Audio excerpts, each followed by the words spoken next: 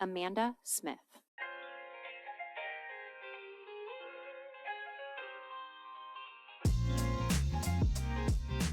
Events. They're one of the biggest investments B2B companies make, but proving the ROI from those events can be a little bit tricky. And so I was curious, is proving impact really just about lead counts and pipeline reports? I called Jeremiah Berkheimer. He's the founder of Pact, Haus, a creative studio focused entirely on events. And he thinks that we're measuring it all wrong. After 15 years working across the creative industry, he's helping event teams design experiences that people actually remember and talk about and come back to. For him, the real ROI of events starts way before the doors open. It lives in the anticipation, the emotional investment people make in the experience. So I asked him, how do you design events that drive real ROI? Your call has been forwarded to an automatic voice message system. At the tone, please record your message. Hello, Amanda. That's pretty rude of you not to pick up, but that is okay. I'm going to answer this question anyways. I thought about what most people see when they hear ROI. They see rows of data, they see leads, pipelines, a dashboard that looks like it was created by a mad scientist. But with events, not all ROI is easily quantifiable. In events, there's another ROI, and that I stands for invest it emotionally. So when treating your event not as a once a year gathering, you need to treat it as a brand, a community, and a destination. That's the most underrated growth strategy. There's a little place you may have heard of. It's called Disney World. Nobody comes home from a week with a mouse saying, wow, what an efficient use of square footage. No, they go because every detail is designed almost aggressively to make you feel magical. They pump the scent of fresh cookies into the sidewalk hidden through vents. They use forced perspective to make a castle look like a dream.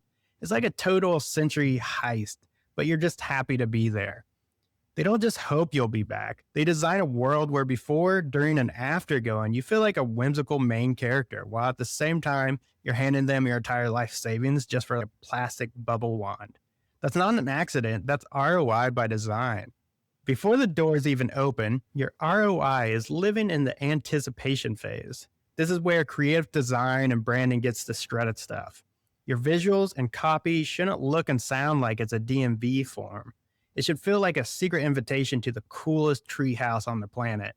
Not only is this great for obvious reasons, such as ticket sales, sponsorships, etc., but the more emotionally invested people are beforehand, the more likely they are to spread the word about your event, spend more while they're there, and then engage more online after the event. During the event, however, ROI is built through frictionless connection. We've all been to those events that feel like a corporate speed dating held in a basement. It's super awkward, the lighting is just awful, and everyone is clutching their business cards like a little tiny paper shield. But by designing social activations, they remove that friction and engage people. And when they're engaged, something great happens. Humans relax. And when they relax, they do something wild and crazy, like trust you. Then there's after the event.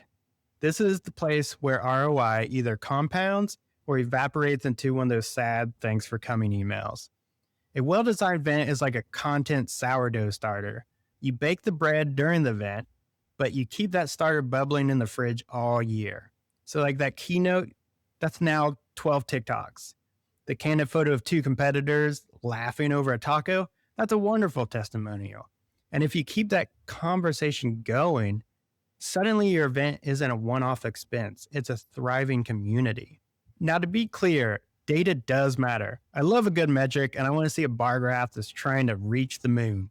But with events, numbers follow emotions, not the other way around.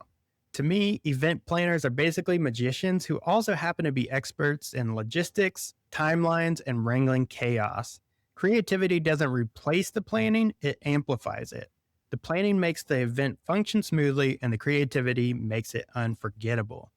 So, if there's a secret to event-driven ROI, it's this. Design events like Disney designs magic, on purpose, from end to end. Build something people crave, create moments they can't stop talking about, because when people don't just attend your event, but they feel like they are part of the club, ROI stops being a line item. It becomes a long-term relationship.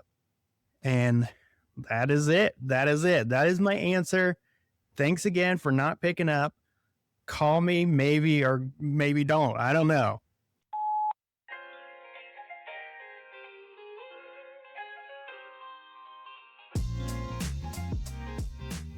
Thank you for listening. Want your podcast to do more? Subscribe to Genius Cuts because it's never just a podcast.